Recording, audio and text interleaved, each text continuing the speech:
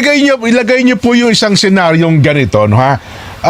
Nilapitan kayo ng isang simpleng mamamayan at nagtanong, Kalito, ano ba nangyayari sa bansa natin at lalo na sa ating Senado? Ano ang sasagot natin dito, Kalito? Pare-pareho tayo naguguluhan sa nangyayari, no? Opo. Pero ang punot dulo nito, Jen, sa aking palagay, ay mahina ang ating Pangulo eh. Aha. Ibig ko sabihin, kung ang Pangulo ay, well, sa English, hindi weak, no, na leader, at in control of the situation, hindi mangyayari itong mga ganitong kaguluhan. Opo. Pinakasimple o pinakapayak na example na lang nito, makailang beses niya sinabi na hindi siya payag sa impeachment ni VP Sara. Aha. Pero ano nangyari? Noong isang taon, 215 signatures ang pumirma, unang-una anak niya. Ibig sabihin, hindi siya sinunod ng anak niya. Pangalawa, nito namang huli, 257 signatures na ang balita natin ay merong mga pabuya na binigay para makuha yung 257 signatures na yun. Opo. Siya ba in control o hindi? No? So, kaya nangyayari itong mga ganito sapagkat, at yan din ang dahilan kung bakit nagigiliw pa hanggang sa ngayon, bagamat nakakulong dun sa ibang bansa, kay Pangulong Duterte. No? Wala tayong naging presidente, miski pa sabihin nating babae, katulad ni Pangulong Cory Aquino o for instance si Pangulong Gloria Macapagal-Arroyo, hindi pa tayo nagkakaroon ng ganitong liderato na parang hindi in control of the situation of things. No? Kaya ganyan na nangyayari. Pero gusto kong tignan doon sa puntong in control na baka mamaya yun ang kanyang sinabi pero hindi naman talaga yun ang gusto niyang gawin. Di kaya? Oo, yun na nga. But alam mo kasi Jen, napakahalaga sa isang presidente yung pinagkakatiwalaan ng tao ang iyong salita. Bakit tama kayo? Kapag nagbitiw ka ng salita, dapat yan ay mahahawakan ng tao, na mapanghahawakan, na yan ay totoo at yan ang talagang damdamin mo. Tama. Pero yung ibang sinasabi mo kaysa ginagawa mo, bagsak ng babagsak ang tiwala sa iyo ng taong bayan. At yun ay nakikita natin sa surveys, di ba?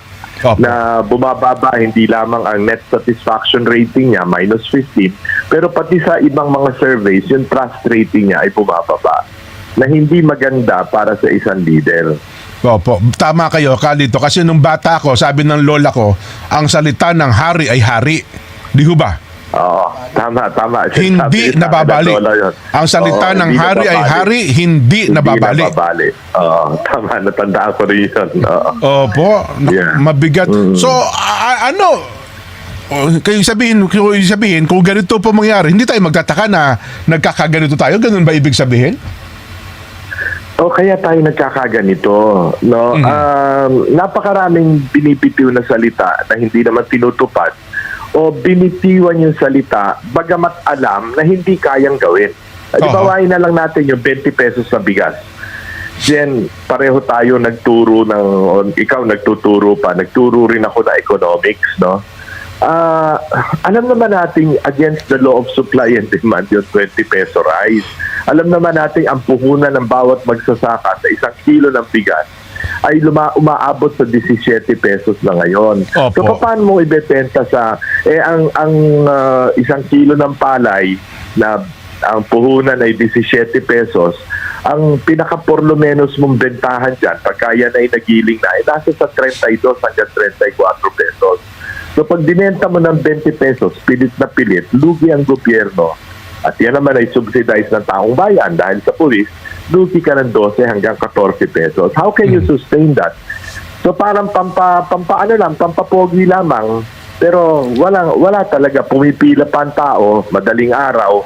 Meron nga nung nakaraang buwan, di ba, may namatay pa dahil pumipila sa bigas. Opo. Yung mga ganyang bagay, no? Bago ka magsalita, no, pinag-aralan mo mabuti yung gusto mo sabihin. No? Opo. Ang nangyayari, pangako ng pangako, na hindi, alam namang hindi kayang ibigay o hindi kayang gampanan, no? Oo. Nako, mabigat. Well, 2 taon mahigit pero bago matapos ang taon ito, 2027, aminin naman natin hindi, political period na po ito, no ha? May chance pa ba kalito? Kasi mabigat po yung analysis yung yun, ha? Jen, ganito, no?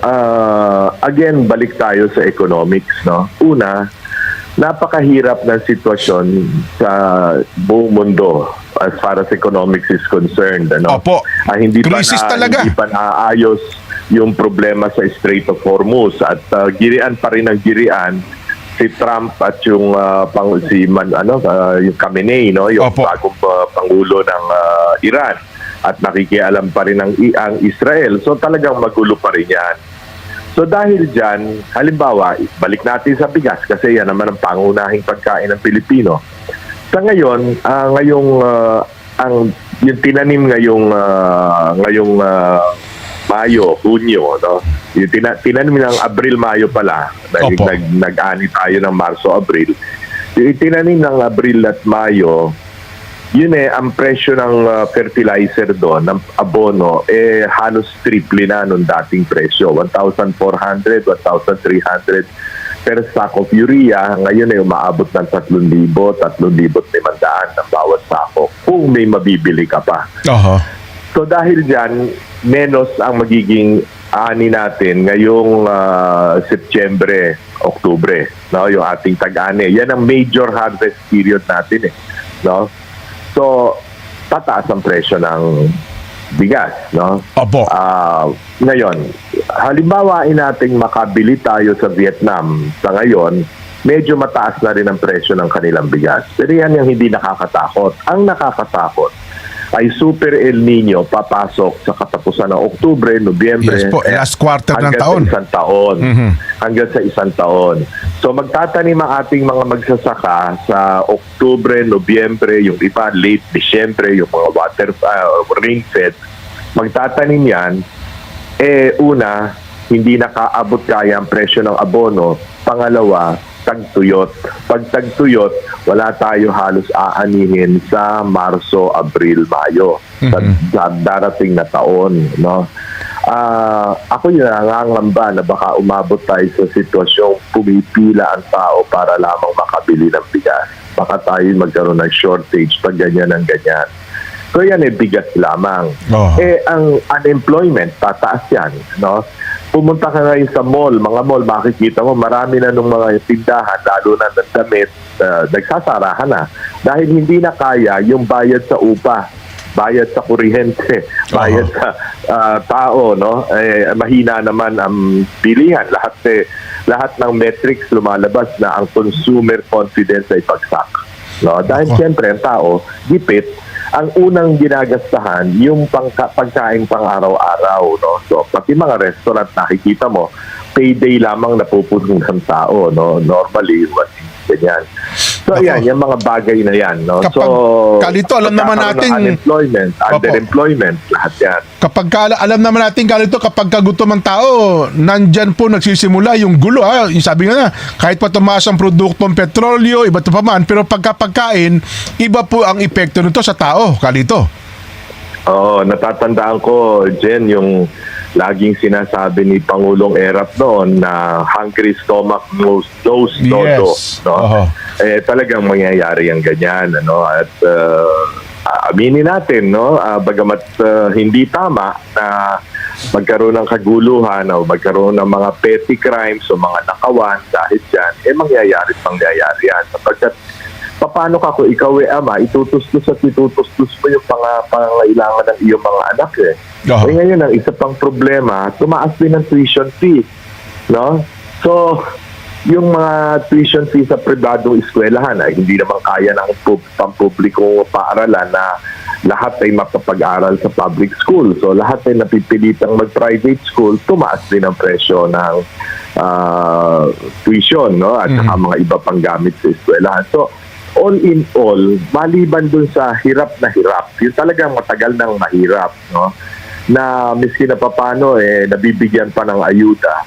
Ang napakalaking problema ngayon, yung pareho nating tinatawag na middle class. Opo. Lalong-lalo na yung working class, yung ang sweldo minimum wage, no? Yun ang hirap na hirap sapagkat paano mo maipagkakasya yung kinikita mo, no? Kontra sa mga pangunahing bilihin, pagkain, no, yung edukasyon ng iyong mga anak, at huwag naman sana na magkasakit ng isang miyembro ng pamilya. So Opo. talagang umuputok ang isip at nagpupuyos ang damdamin ng taong bayan, no? Dahil nga sa sobrang inflation at hindi naman tayo makakita ng wika nga liwanag sa dulo, no? Not necessarily because of the Philippine situation but because of geopolitics, no?